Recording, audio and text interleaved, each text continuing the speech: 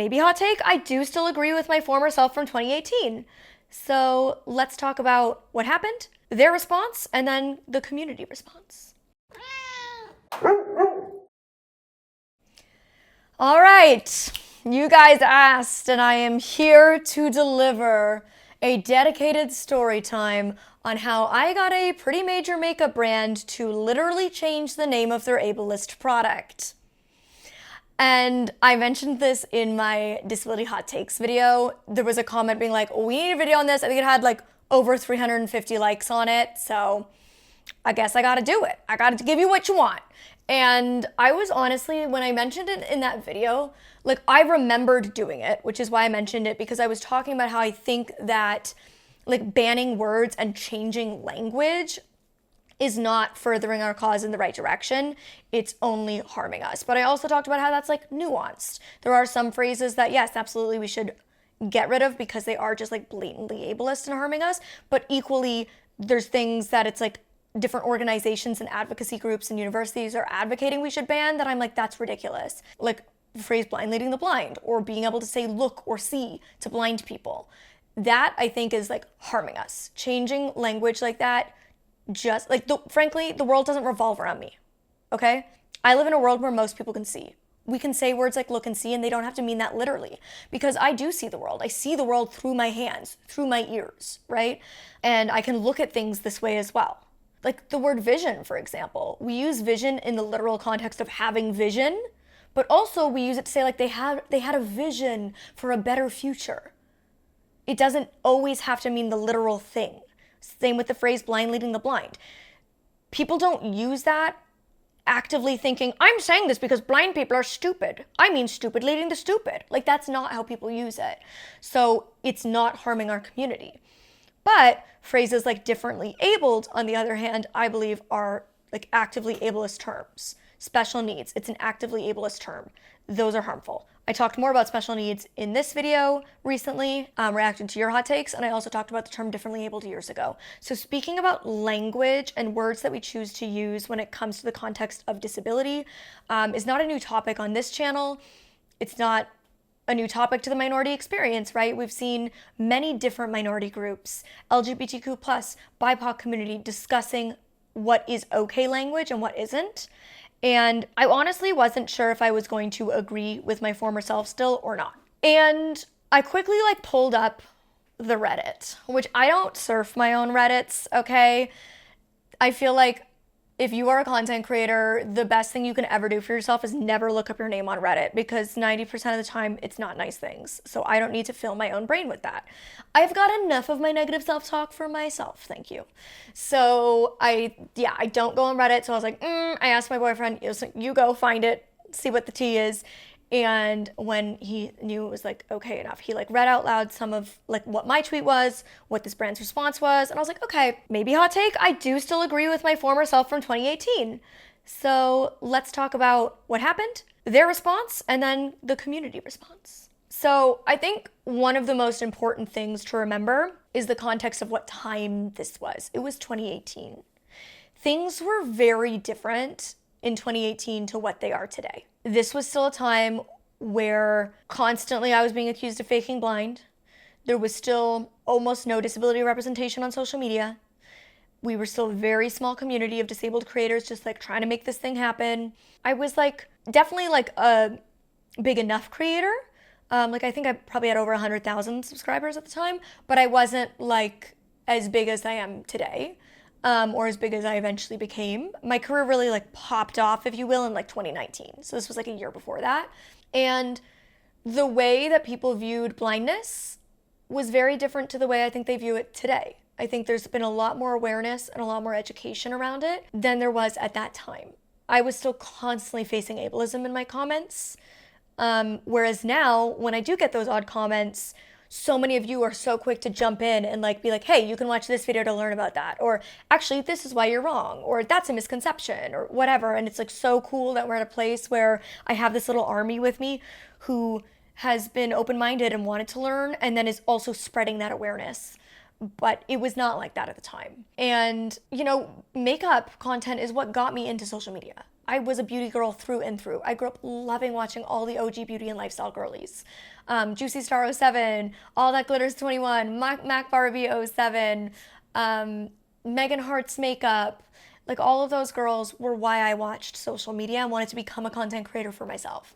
So the beauty community was something that I was like particularly obsessed with, but it was also the hardest for me to like break into and be taken seriously in that space as a creator. It was really hard for me at that time to get collaborations with people in the beauty space. It was absolutely impossible for beauty brands to take me seriously, which actually leads me to thank the sponsor of today's video, Unseen, a memoir by Molly Burke. Molly Burke wrote this incredible, riveting book that all of you should pre-order now. Link in the description box below.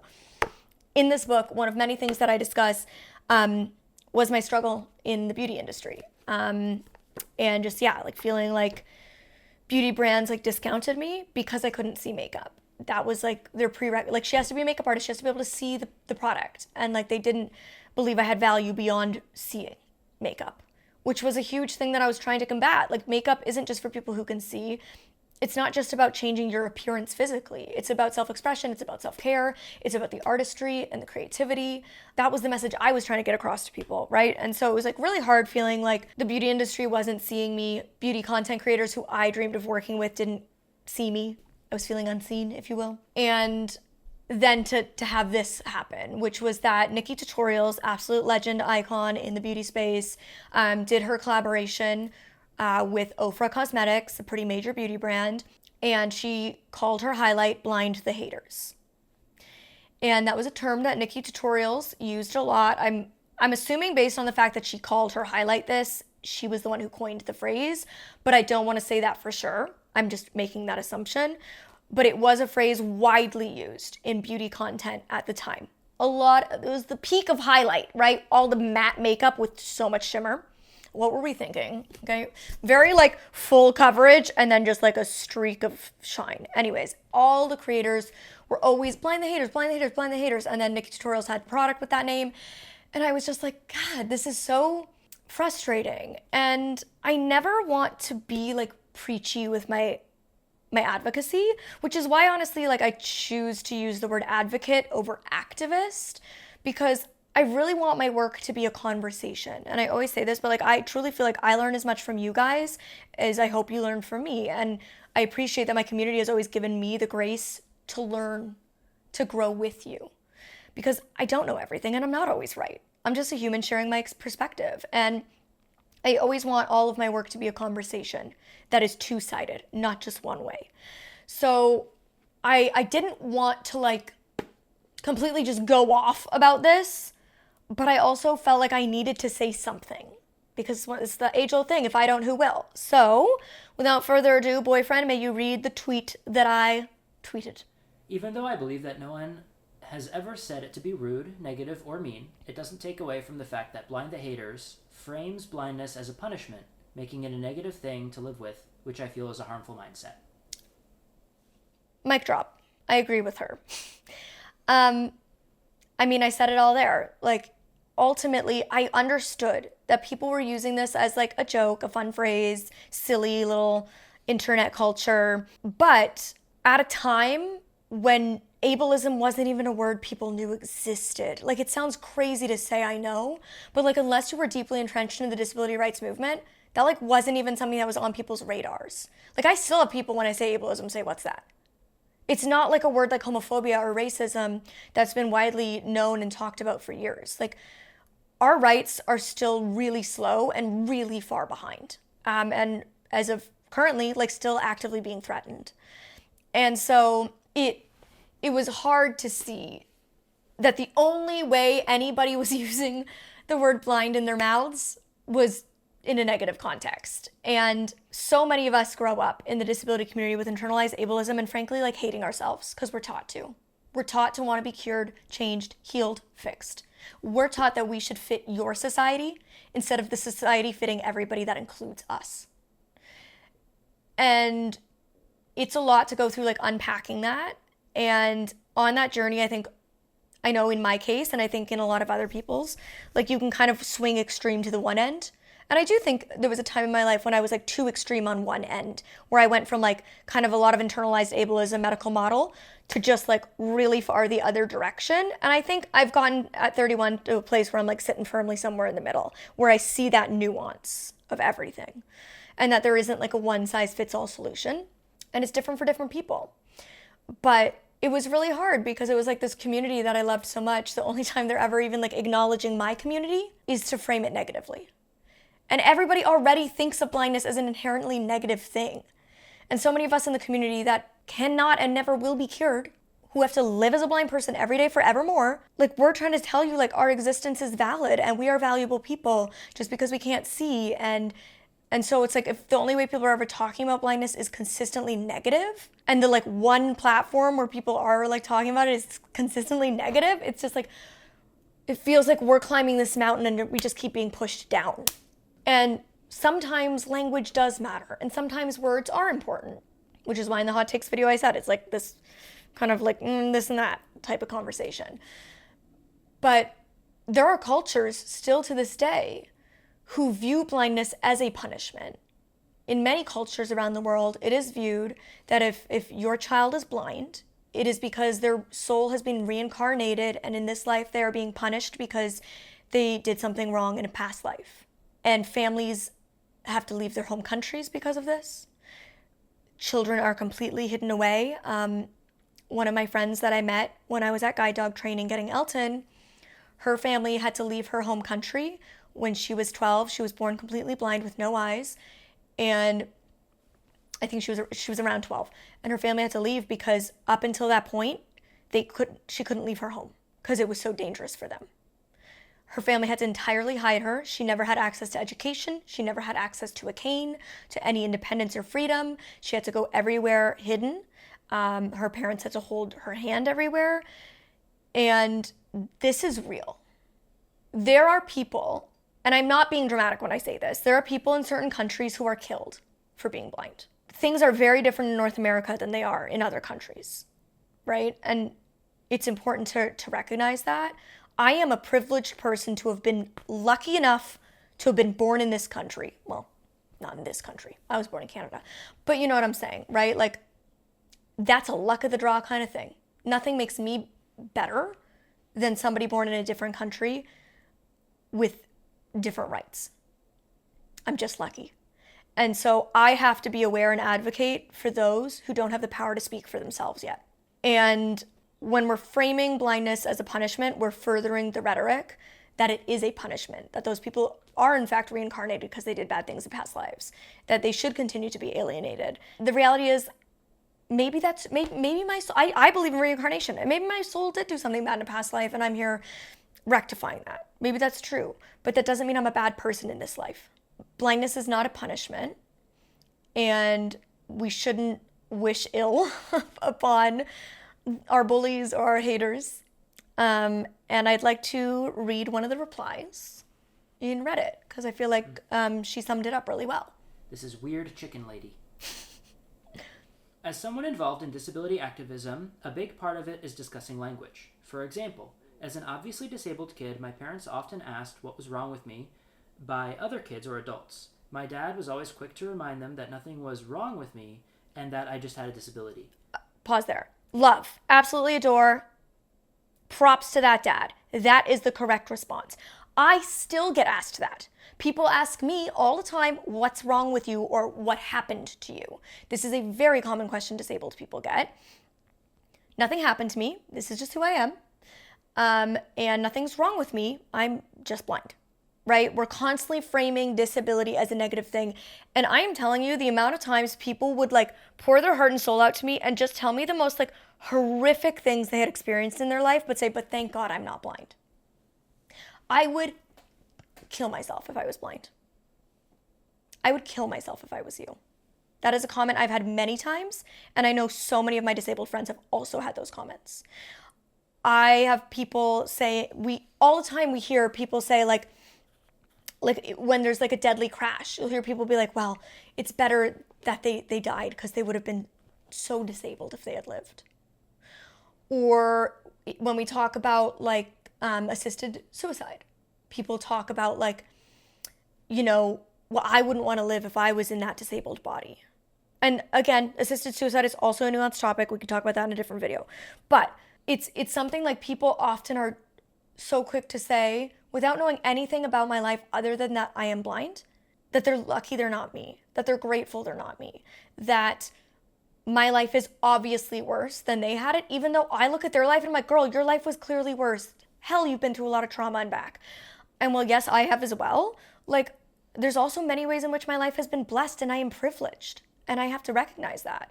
So why, when you only know one thing about me, do we automatically assume it's wrong, it's bad, it's awful, my life's been terrible, it's not worth living? So harmful. Okay, go on. So in reference to her dad, she says, well, that seems like an easily offended man being too PC and just nitpicking for no reason. He actually was just making sure that I didn't hate myself, like a lot of other disabled kids he knew for being bored, quote, wrong. Because words mean things and language is important. There's a lot of instances as to why we seem easily offended, or that we're taking outrage/PC culture too far for bringing these things up. We're just trying to start conversations and get people to question their language so that we can show how deeply ingrained ableism is in our culture. The funny thing is that people get too offended by people pointing these things out to even listen to our points. Right.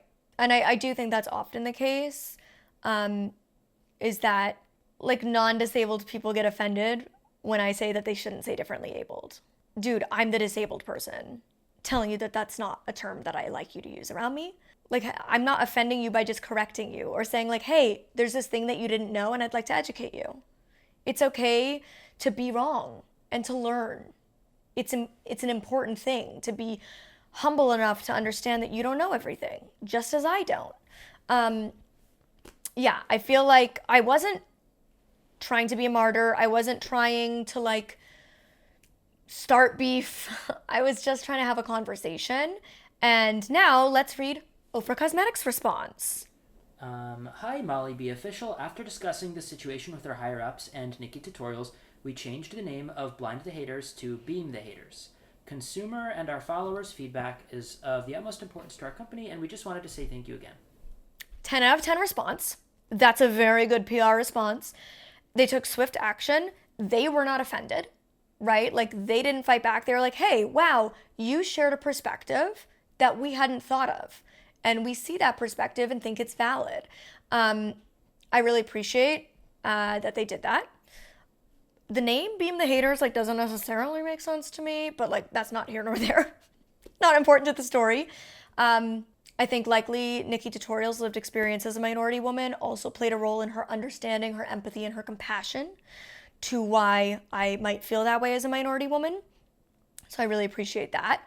And yeah, I mean, that's ultimately the story. There is a whole Reddit thread with a lot more comments. Some people with opposing views, and that's okay.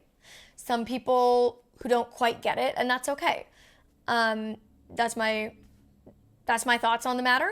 So honestly, I know this story isn't like tea, and it's like I didn't make a video about it at the time that it happened because I honestly feared so many people would just be against me and not understand and hate on me for it and like call me too sensitive or, as she said, like PC. But sometimes language matters. Other times I think it doesn't, and we need to just like let it go. Yeah. And like it's not even necessarily about like being offended. It's just about like starting the conversation. Yeah, like here's how that sounds when I read the name of this product. Yes. Here's how that sounds to me, like what the meaning behind it is. Right, like ultimately discussing like, hey, this is the meaning behind the words that you are saying. Like if we boil the like silly phrase blind the haters down to one thing, what you are ultimately saying is blindness is a punishment. And I don't think that that was the way people saw it, but that's ultimately what those words mean. And I never in a million years expected Ofra or Nikki to choose to change the name. I honestly never even expected them to see it or respond because, again, I like wasn't a huge creator at the time. But they did, and it made a difference. And it's a reminder to use your voice, to stand up for what you believe in, which is a huge theme in this book. Honestly, I probably should have put that story in this book. That's for the next one. For the next book. But yeah, a lot of this book is my journey to learning how to be an advocate for myself and others, how to stand up for myself, how to stand up for what I believe in, because you might see me as somebody who's very outspoken, about my truth and my thoughts and feelings, I haven't always had the strength to do that. And I think that's a normal part of the journey of growing up. So if that topic resonates with you or interests you, pre-order link is down below. And until next time, you can click over here to see my original Disability Hot Takes video, or over here to see me reacting to your Disability Hot Takes. Bye.